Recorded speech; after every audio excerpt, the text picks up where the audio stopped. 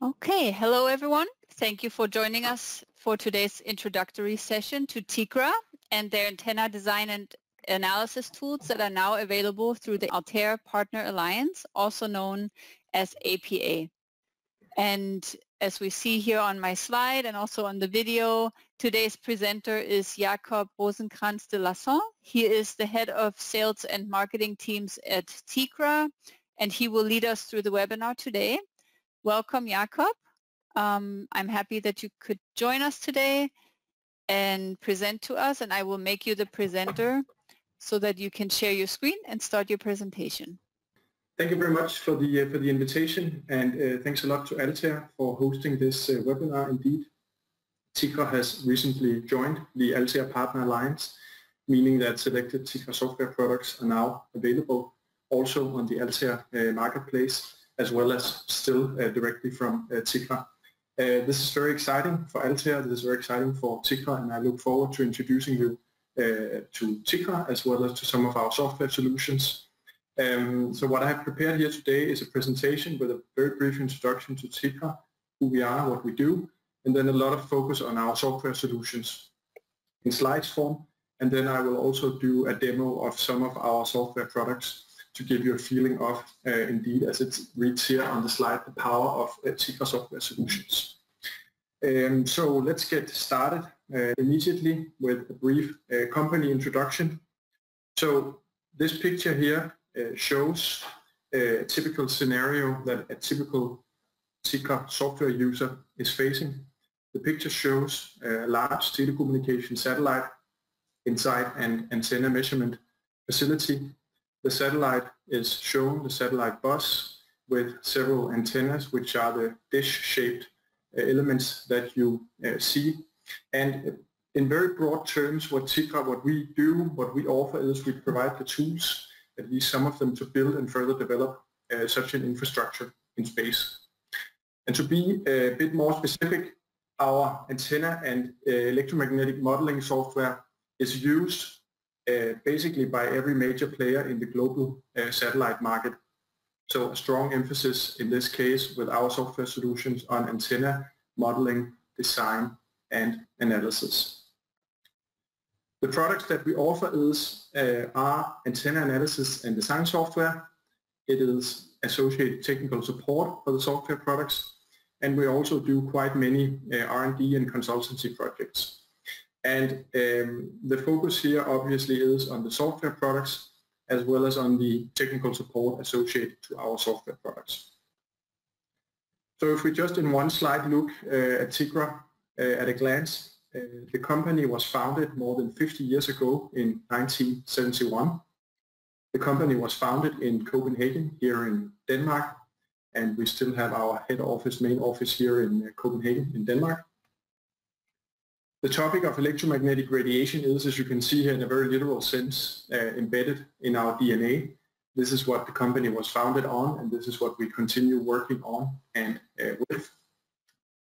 TICRA's flagship product that TICRA is most famous for, that most people know TICRA for, is called GRASP, and it was launched as early as in the mid-70s, as we'll come back to shortly. We are today around 45 colleagues in the company, being a mix of electrical engineers, antenna engineers, software engineers, mathematicians, physicists, as well as a smaller number of administrative staff. And the company has, since its foundation in the early 70s, had a very long partnership with the space industry, spacecraft manufacturers and satellite operators, as well as especially with the European Space Agency, ESA, that we have done numerous projects and activities with for basically the last 50 years. And before proceeding to an introduction of our software tools, I would like to dwell a little bit with our partnership with the European Space Agency, because what TICRA has been doing, again, basically for the last 50 years, is to develop software solutions to the industry, and this has been done in close collaboration with the European Space Agency. I show here a small sample on some of the R&D projects we've been working on various topics related to antennas for space applications, and other related instruments. So summing up, during the past 50 years, we've been working on modeling of advanced reflector antennas. on developing new antenna technologies as well as on pushing the limits of antenna modeling software. Always in close collaboration with the industry and with the European Space Agency as well as other key players in this industry. If we proceed to the software products that we offer, this here shows an overview of the 9 software products that TICRA offers. They fall in 3 broad categories. The first one are the products in our so-called TICRA Tools framework related to detailed antenna analysis and design. Then there is a standalone application called SATSOFT related to satellite mission planning and analysis. And then we have 2 products related to antenna measurement systems and software. And most of these products, but not all of them, are now available also on the Altair platform. The QQ product is not available, and Diatool and Snift are not available. So these 6 products, the 5 TICRA Tools products, Grasp, ESTEAM, Jam3D, QUPES, and POS, are now available, as well as SATSOFT. And this is what we will focus on here.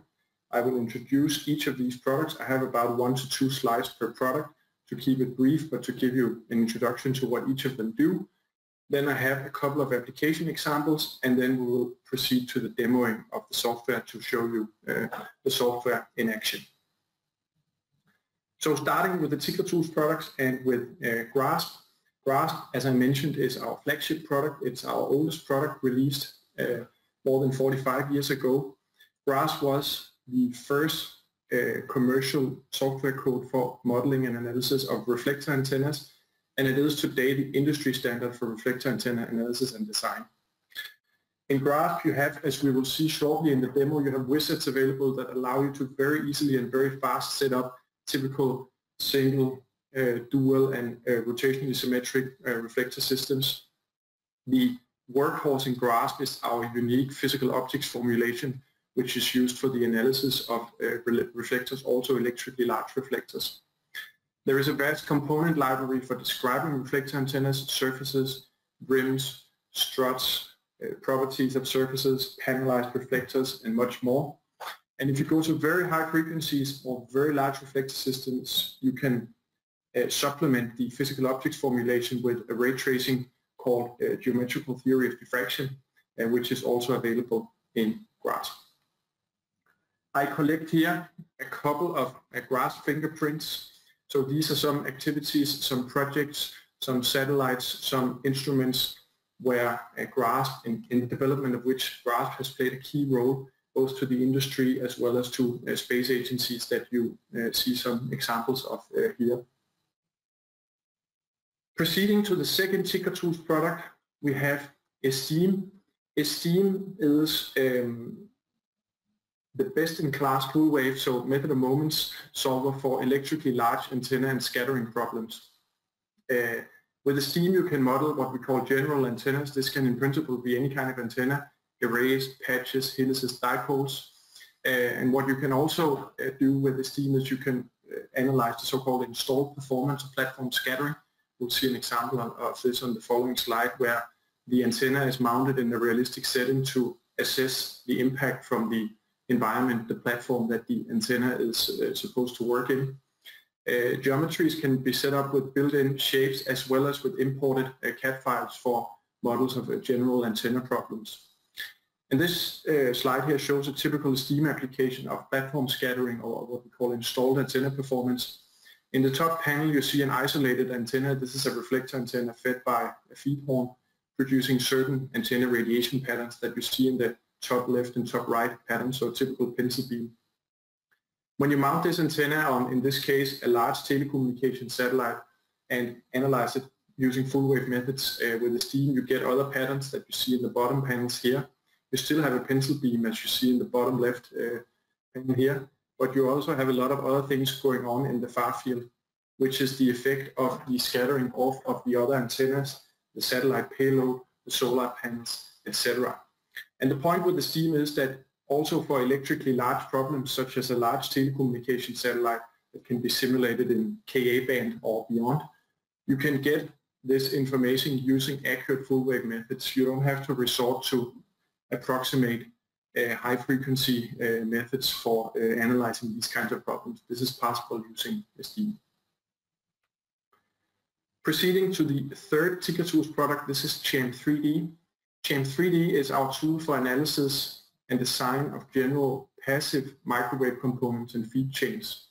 And especially, as we will also see in the software demo, if you combine the analysis and design capabilities of CHAM3D for feeds and feed chains with the reflector analysis capabilities of brass, we have a very powerful combination within the same piece of software.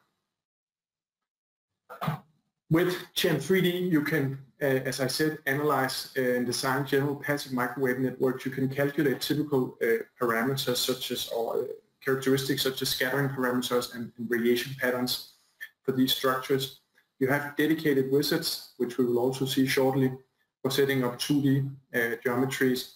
And there is a large library of solvers adapted to the different components that are used for setting up feeds and feed chains. The fourth TICRA Tools product is QUPES. QUPES is short for quasi-periodic surfaces. It may be used for analyzing quasi-periodic and periodic surface antennas.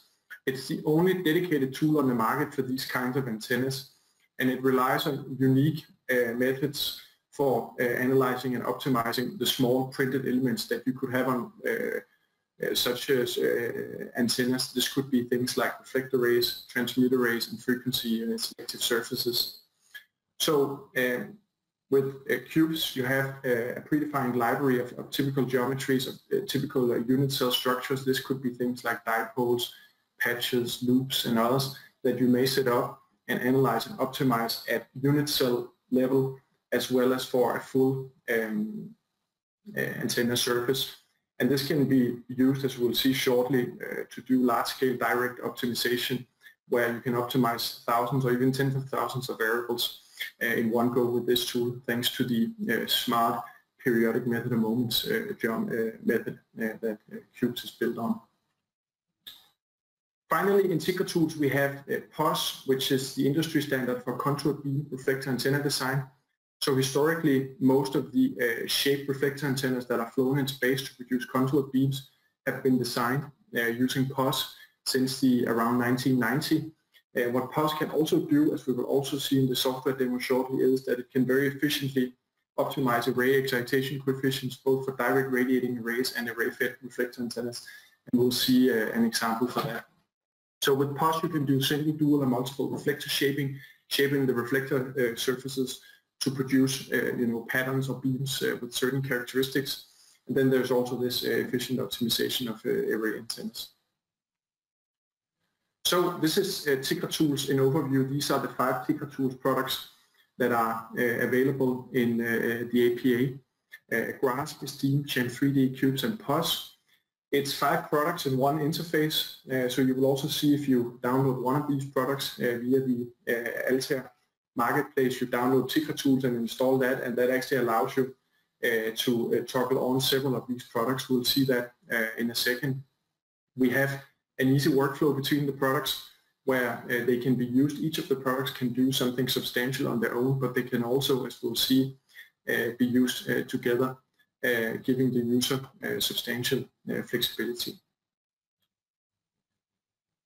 I have one slide here on the methods, the EM methods that each of the tools are that are available in each of the tools. So first of all, a note is that the different products in TICRA Tools, they were originally defined, and interfaces between them were defined according to the types of antenna structures that they can be used for analyzing and designing.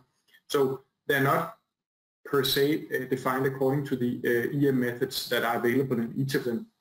But we often, at least every now and then, we get the question which methods are available in each product. And some of this was mentioned on the previous slide, but I've just collected in this table an overview of the different methods that are available for analyzing certain classes of antennas that each of the tools are dedicated to.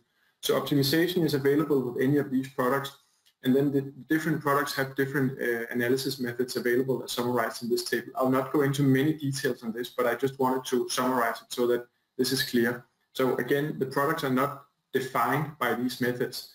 I would rather say that the types of antennas that each product is suitable for analyzing in some sense defines or dictates the methods that are available. Take, for instance, physical optics, this is a very suitable method for doing analysis and calculations on reflector antennas, and therefore it's available in GRASP as well as in POS, whereas mode matching is another full-wave method that is suitable for the types of structures, passive microwave components and feed chains that are available in Chem3D as two examples. Finally, we have SATSOFT. SATSOFT is not part of TICRA Tools. This is a standalone application. It's the industry standard for coverage planning and contour plotting. You see some screenshots from the software here to the right. So basically when you open SATSOFT, you see the Earth from a given satellite position. With SATSOFT, you can define coverage areas as seen from a given satellite. You can import measured or simulated antenna patterns for analysis over these coverage areas in SATSOFT. You can plot contours and create performance tables to map out properties from a given antenna pattern in a given coverage area for a satellite at a given position. This is SATSOFT on its own. There is an optional add-on to SATSOFT which is called the Payload Antenna Planner Add-on, PAP. With PAP, if you toggle this on when you have SATSOFT open, you get access to 3 high-level payload antenna models, being a multi-feed reflector, shape reflector, and an analytic phased arrays. These are high-level antenna models that can be used for making accurate yet fast predictions of antennas of a given size. So the point here is not to do the detailed antenna design. This would be done using TICRA Tools. It is for, say, a systems engineer to be able to, with realistic antenna models, make preliminary predictions of the performance achievable with an antenna of a certain size, for instance. We now proceed to a couple of software application examples. I have here 3 examples that illustrate applications of actually all of the 6 products we have available in the APA. The first example here is a CubeSat small satellite with a reflector array antenna mounted on it. You see a picture here of the hardware. So in this case, the product QUPES was used for direct optimization of the small elements of the reflector array. There were 5,000 optimization variables, and some details here on the presence of the CubeSat body were taken into account in this work.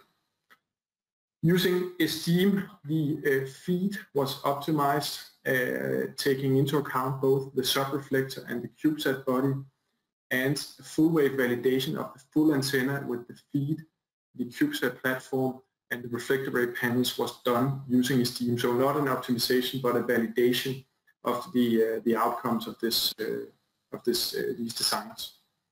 And finally, a low-profile adapter was designed using Chem3D for doing an all-metallic coaxial dual-rich waveguide adapter, which was required in this case. So in this case, several products, at least QUPES, ESTEAM, and Chem3D, were used for analyzing different parts of the structure, as well as a full-wave validation using ESTEAM. A second example is related to an activity we had a couple of years ago on array-fed reflectors for Earth observation satellites. In this case, we had a particular interest in the type of feed that is used for such a reflector antenna. Specifically, such an array consisting of 67 Vivaldi elements was designed and modeled using the ESTEAM product. So it consisted of a ground plane of these metallic Vivaldi-shaped blades, as well as a dielectric microstrip feeding. Each of the 67 elements were fed with coaxial ports that are available on the rear side of the ground plane, which was also modeled in ESTEAM. And in the end, good agreement between these simulations in ESTEAM and measurements of the hardware that you see a picture of here was found. Subsequently, this feed array was used as a feed in front of a reflector, something we'll also see an example of shortly, where the beams for this radiometer instrument were computed with physical optics. So the Vivaldi element array modeled in detail in ESTEAM was used as a feed in front of the reflector that was analyzed using physical optics in GRASP, and this produced the beams of the full system in this case. The final example is, and I see that I have an error here in the title, which is not, which I've not updated, a copy-paste error. But this was related to an activity we had last year where we considered a scenario as the one shown on the picture here. This is a map at a certain time of the flight traffic between Europe and the United States, so over the Atlantic.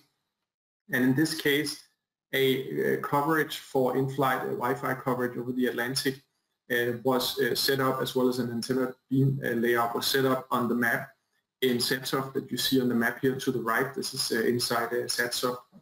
And the beam distribution was done according to the flight density to simulate a need for better coverage where the flight density is high.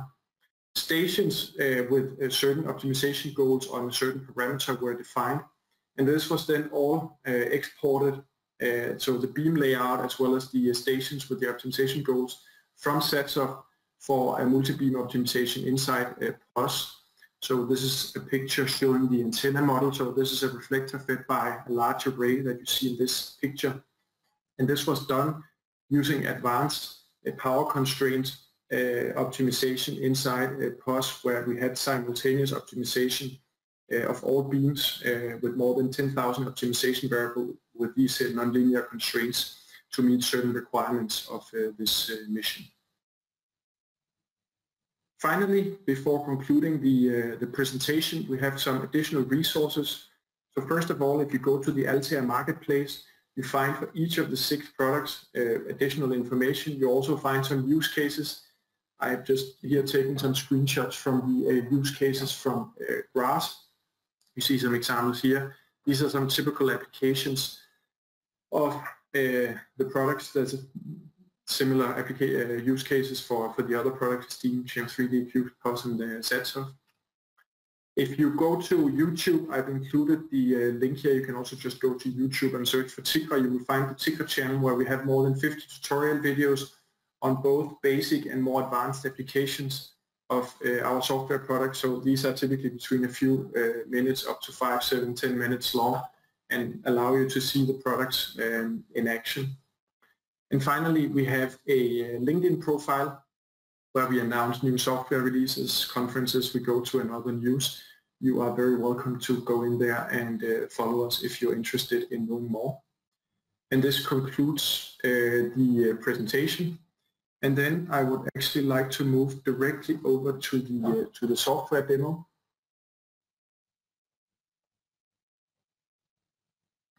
So this is TICRA Tools. When you first open it up, I just have a blank project here. You have this dialog you can open.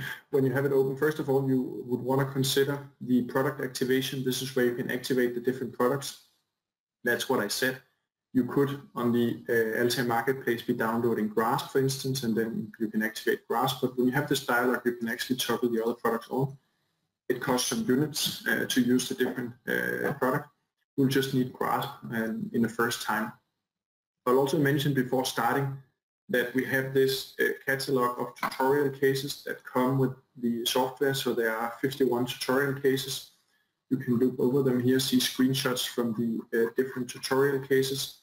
You can filter if you're interested in, for instance, seeing the tutorials we have on QUPES. You can just write QUPES and it will filter and show you the available tutorial cases for QUPES or for 3D, for instance, or which tutorials we have related to horn antennas. So you can search here and find the tutorial cases.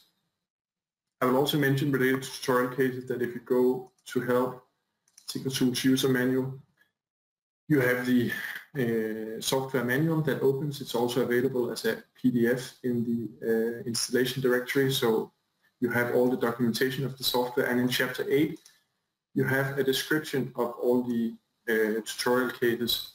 So again, if you're interested in GM3D tutorials, you go to this chapter 8.3 and you have a detailed description of each of the tutorial cases. So you have the project files available and you have the description of how to set up things and considerations of how to model certain systems in the manual. In this case, we'll set up a few things from scratch. So I will just start by saving the project on my desktop, and then No, actually I wanted to set up a wizard. So when you open this dialog, you can click Use Wizard. And in this case, we would like to use the grasp wizard. This is a nice interface for, in a few clicks, setting up a full reflector model. So I'll run the wizard. I would like to set up a single reflector system. There are a few other choices here. In this case, we're going to be looking at 30 gigahertz. I will take a 60 centimeter diameter reflector with a focal length that is equal to the diameter, and that has a certain offset like so. I see here a side view of the reflector system, and I can click on Generate Objects. And we have now the reflector system on the screen. Everything is set up, the reflector, the physical optics analysis method, and this is when I wanted to save TICRA.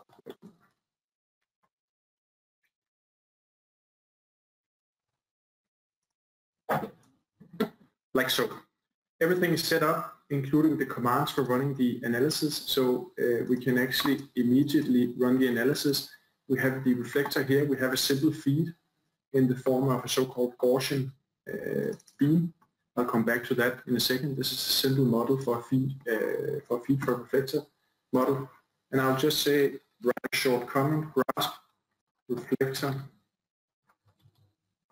Gaussian feed, and then run the analysis.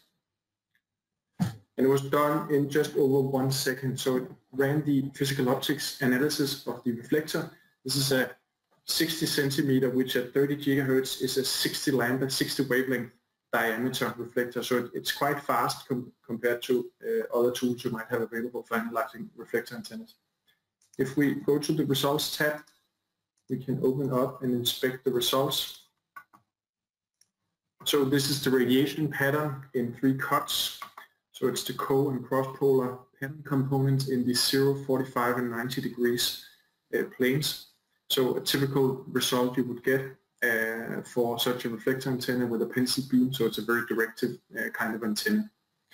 Now you might ask, is this now an accurate calculation with this physical optics, which is an approximate but very accurate method? So to make an assessment of that, we could open up ESTEAM, and we could do a method of moment, a full wave validation of this calculation. So to do that, I'm going to click here and on product activation, and then I'm going to toggle on ESTEAM, like so. Toggling on ESTEAM gives me access to a couple of additional things. And what I need now, I just need a method of moments analysis object. So I'll just open that. I'll run the analysis at the same frequency, so at the 30 gigahertz. The scatter is going to be the reflector that I've already designed with the grasp wizard, and then I'm actually happy. So I just add one small object here. Then I need to modify the commands to run not a physical optics, but a method of moments analysis of the reflector. So I'm just going to duplicate my 2 commands. That one is over here. So instead of calculating the PO, the physical optics current, I'll calculate the MOM current. We can turn off the auto convergence for the physical optics calculation. We don't need that. And then when calculating the far field cuts, I'm going to use not the PO currents, but the method of moments currents. And then we're actually done. I'm going to submit a job. I'll call it ESTEAM reflector Gaussian feed. And it won't take long, but it will take a little bit longer than the graph calculation. So in the meantime, we could go back and look at our antenna. And now that we've defined a method of moments analysis object, we can also inspect the method of moments, the mesh that we're using for running this calculation. To do that, I click here on the 3D view settings. I also opens on the other screen, so we're over here. And then I can toggle on MOM meshes, and I'll do that. And it displays the method of moments mesh. This is the MOM mesh. Now, if you're used to looking at a method of moments mesh, you might wonder why they look like squares and not triangular mesh elements. So in ESTEAM, we use higher order quadrilateral geometry representation. And also these elements, they're quite large. Now let's not count them. I'll just show you that they have a size of up to 1.5 lambda. That's also relatively large compared to conventional approaches. So the speciality of ESTEAM is that we use higher order basis functions and we use higher order geometry representation with larger than 1 lambda mesh elements. And these are actually the secret ingredients that allow us to run these kinds of simulations at very large, for electrically very large problems. So if we go back to our job, it's close to being done. It's in this case using the special variant of the method of moments called multilevel fast multipole method, MLFMM. This is actually also chosen. There is a setting here called use MLFMM, which is set to automatic. If it's set to on, it will always use MLFMM. If it's set to off, it would use the method of moments. In this case, it chooses itself according to certain rules. And it's now in the final stage where it's doing the iterative solution of this MLFMM problem. For this same reflector, we'll just give it one short moment and then it will be done. We have the reflector pattern calculated with a grasp here. So as anticipated, it took a little bit longer than with grasp. Remember still, this is a 60 lambda reflector that we have now analyzed using full wave methods. And now what we wanted to see is if we compare the results using physical optics to that with using the method of moments, multilevel fast multipole method, do we get the same results? I'll just focus on the cuts in one plane. So these are the grasp results using physical optics. And we can then add our ESTEAM results that took a little bit longer. So I'm going to put them on plot number 2. I'll just look in the same plane. I'll just change the line style and add here that this was a reflector calculation using ESTEAM for one pattern component, and for the other one, like so. And then we have the comparison. So we compare here the black and dashed red and the blue and dashed green. And you see extremely good agreement. There are tiny differences at very low pattern levels. So this is essentially, this doesn't prove anything, but in this case we get basically, for all practical purposes, the same results using physical optics, the very fast physical optics calculation with grasp, and with the method of moments calculation with ESTEAM. So for the reflector analysis, we will generally be happy with grasp and the physical optics approach. Now we'll go back to our model. I'll turn on the MOM mesh here. So we'll just look at the reflector. Now, as I mentioned initially, we have here a Gaussian feed. And this is a simple mathematical model that emulates a bit what you could get with a corrugated one. But we would like to do something slightly more accurate, which is possible with CHAM3D. So I will just activate CHAM3D. And then we will add now a model of corrugated horn. And this can be done using the CHAM3D wizard. So I will open that up. There are also a couple of choices here. Actually, there was one thing I wanted to just check here. We'll just take this taper angle, 25.95. So the Gaussian beam model has a taper of -12 dBs at an angle of 25.95. This is essentially the edge of the reflector, so we'll need that in a second. We'll go back to the wizard. This is a simple interface for setting up a couple of types of horn or rotationally symmetric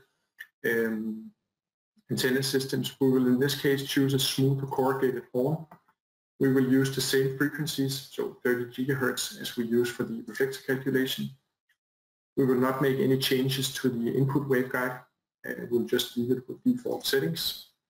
We will do not a smooth horn, we'll do a single depth corrugated horn. I'll click next. And then we would like to have a corrugated horn with, as we just saw, a taper of approximately -12 dB at an angle of 25.95 degrees. This was the parameter we had in the Gaussian beam model. I'll click next. We will add a mode converter. There are some details here that are not so important. I leave them to default settings, and I'll click finish. This now sets up over in the feeds and waveguides tab a model of a single depth corrugated horn. So if I just click this button, you see the 3D view of this corrugated horn. We can also just focus on the interior. So this is really the corrugated horn. You can say you have an input waveguide here with the radius set in the wizard. You have the aperture here where the radiation is coming from, and then you have the corrugated section in between. We have the horn exterior. If we go back to this view, we can grab the horn exterior like so, make it a bit closer to the corrugations. We can see immediately the effect. That's not terribly important, but this is possible to set up. And all of this can be modified in this dialog. What's more interesting at this point is that when we go to the antennas and scatterers window, we have collapsed some of these dialogs to make it a bit more clear. Here we have we have our corrugated horn. This is existing in this tab in the form of a radiating device.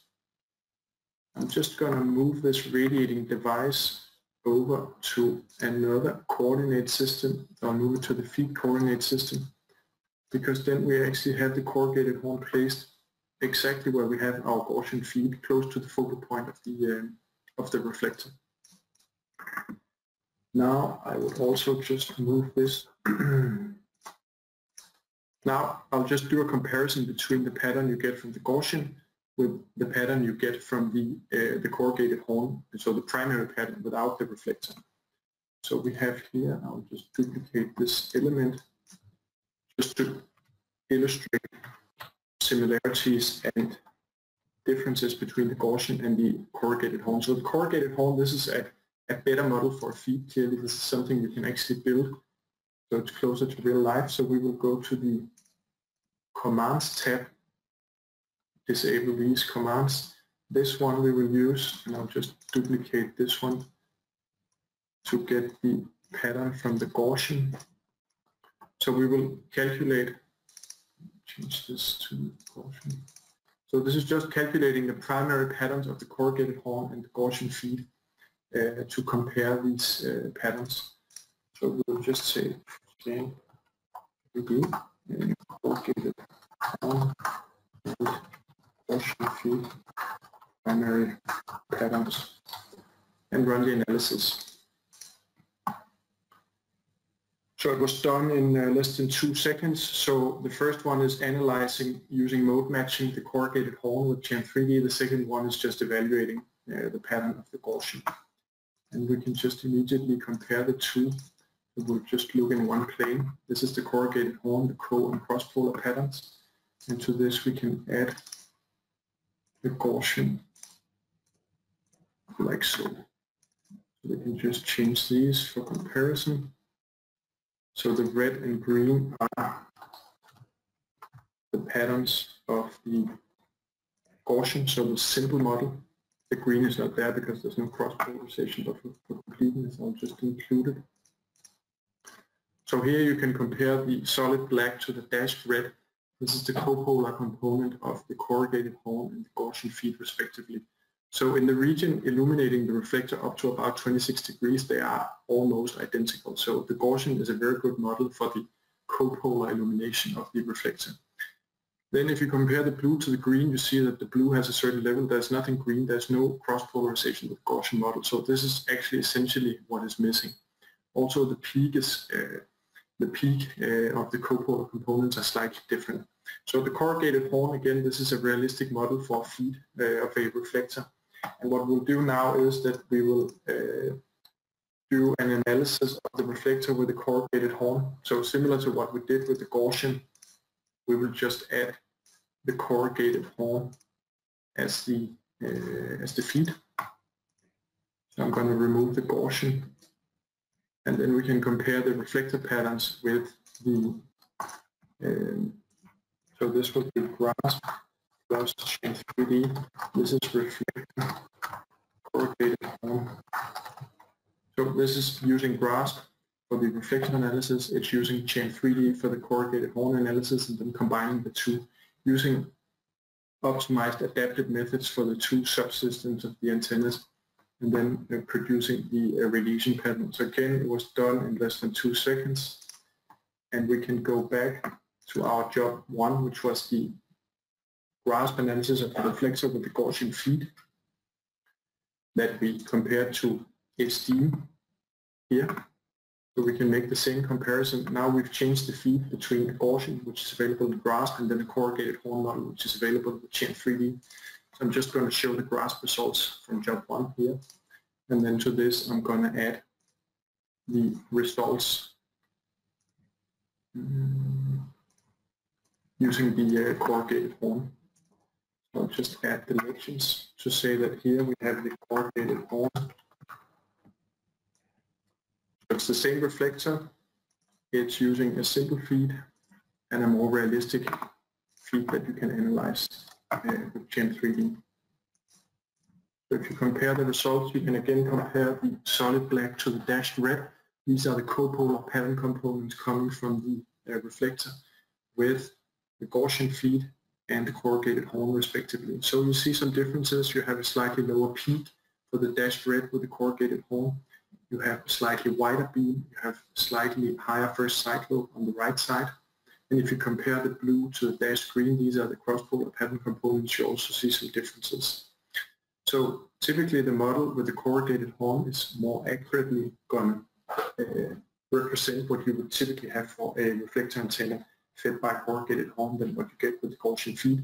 And this is the kind of information and accuracy you can get in your model if you add Gen3D and a good model of the corrugated horn. Now I'll do one final thing, which is I will just forget about the Gaussian, just hide that. So I'm going to stick to the same reflector, and then instead of the corrugated horn, I'm going to add a small array antenna which will be feeding the reflector antenna. This is the last thing I'll show. I'll add the array antenna, and I'll show optimization of the excitation coefficients of this array. So to do that, I just first need a small element that I will use as my array element. So it's going to be the same frequency. This is a model for a conical horn. I'm going to give it a radius of 5.25 millimeters, and I'm just going to rotate it by 90 degrees. That's just a detail, just to get the right polarization, and say OK.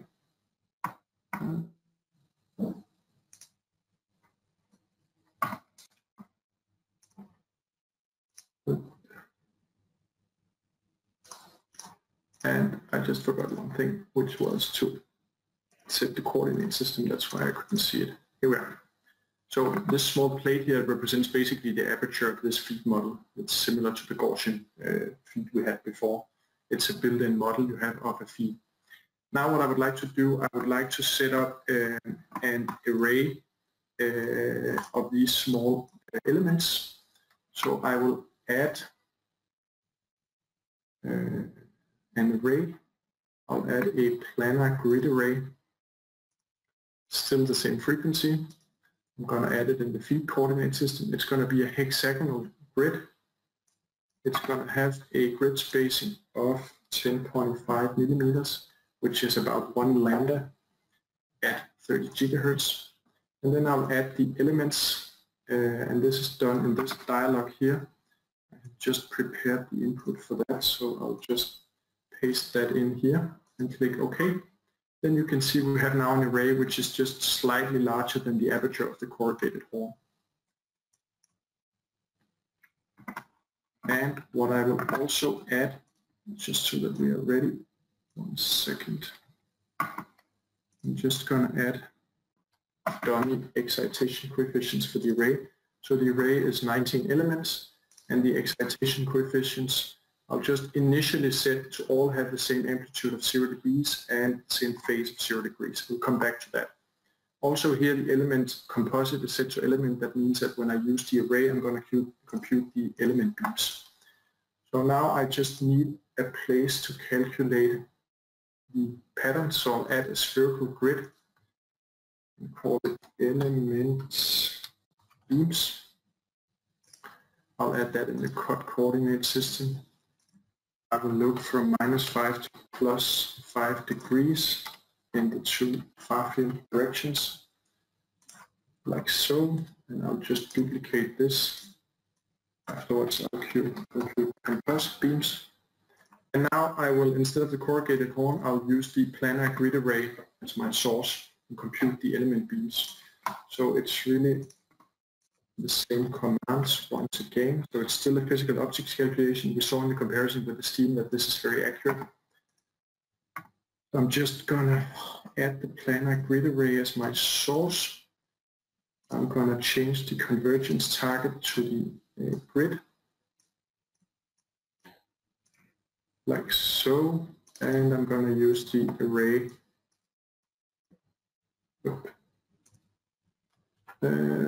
And we will look at that in the grid I just defined, element beams. Did I use the right one here? Doesn't matter, they're the same, but just for clarity. Okay, so now we're ready to run again the reflector analysis where the 19 element array is feeding, each of the elements are feeding the reflector and then producing a beam in the far field. So I'll just write grasp reflector array feed, and we'll run the analysis, and it will be done in 4 seconds, including the evaluation of the patterns. Now we can look at the patterns. So this is the cross polar. This is one of them. This is one of the beams. I actually want to see all of them. Select all. So it's going to be a little bit busy, and I will just modify a bit. I only want to see what dialog is here. I only want to see the -3 dB contour for all of the beams.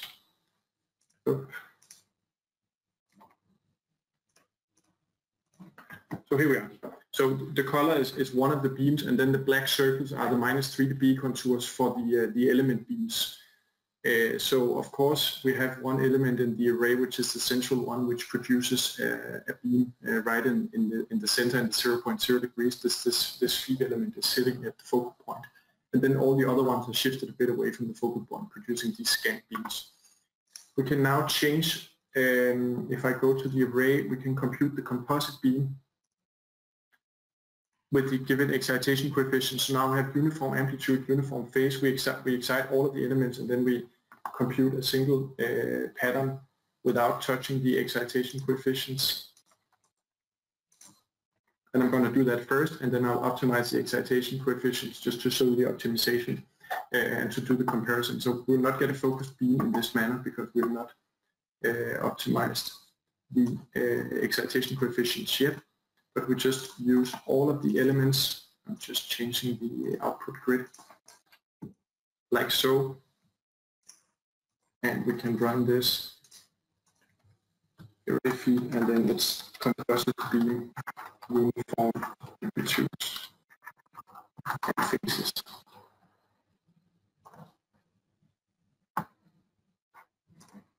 This will not produce 19 beams. This will produce one composite beam that we can look at here. This is the cross-polar pattern component, and this is the copolar pattern component.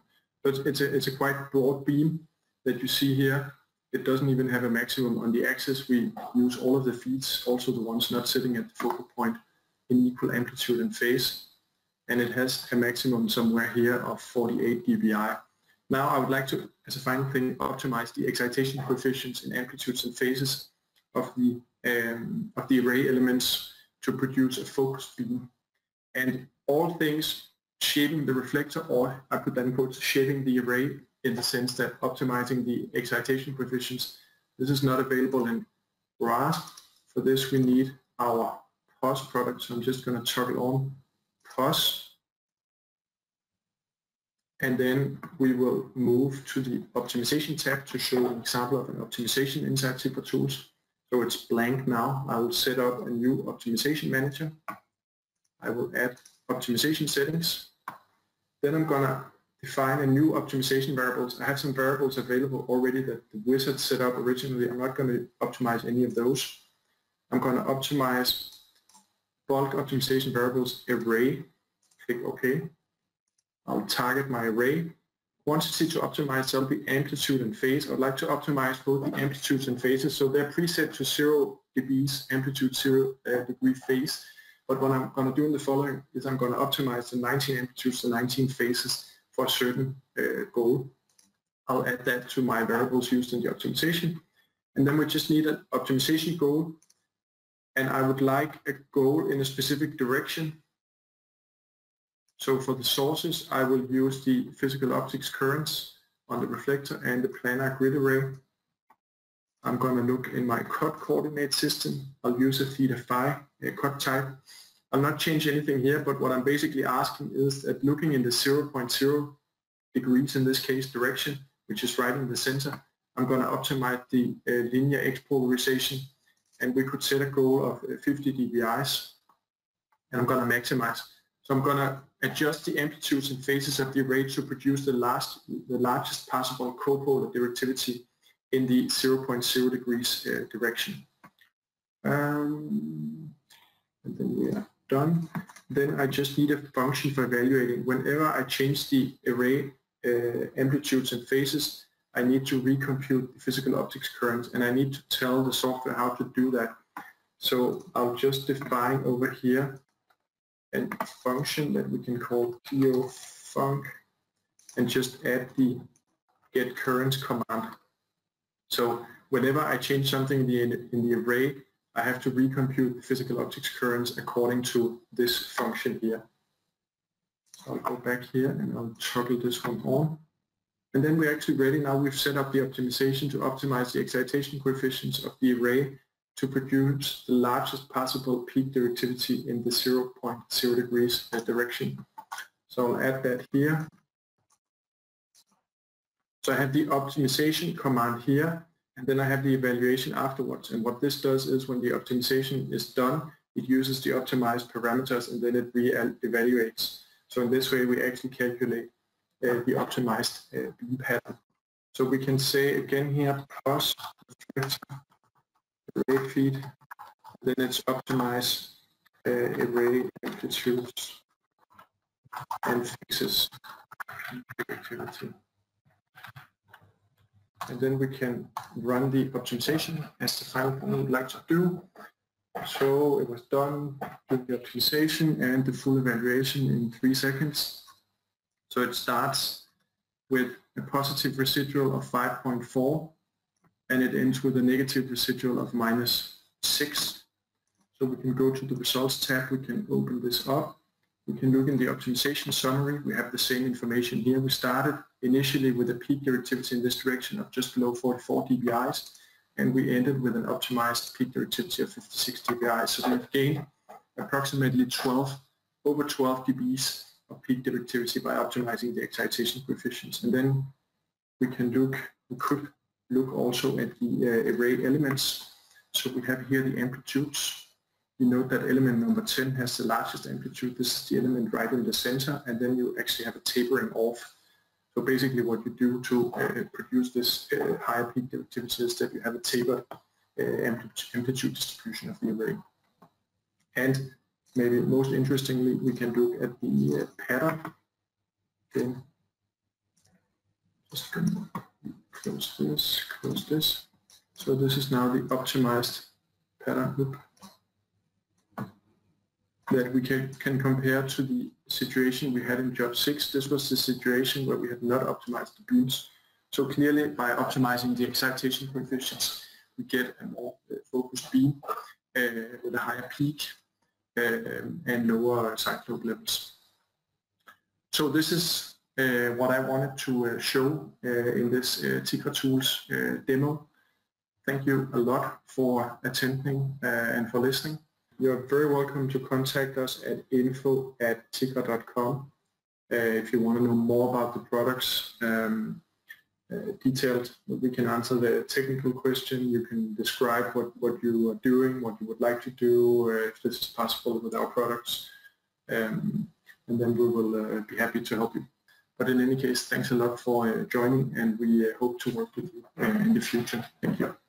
Thank you, Jakob, for your presentation and the demo. It was really great and exciting to have you guys on the APA and to offer your products to our customers. And thanks everyone else for joining us today. And for now, I wish you a great rest of your day and see you in the next one.